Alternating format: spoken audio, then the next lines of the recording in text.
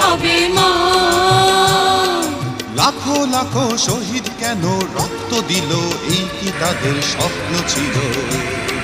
জবাব তোমায় দিতেই হবে মা গো, জবাব তোমায় দিতেই হবে মা। তোমার রক্তে ভেজা এই না মাটি, জীবন দিয়ে রাখবো খাঁটি। শপথ নিলাম আজকে তরুণ ছাত্র ছাত্রী দল, একাত্তরের মা জননী, কোথায় তোমার মুক্তি সেনার দল?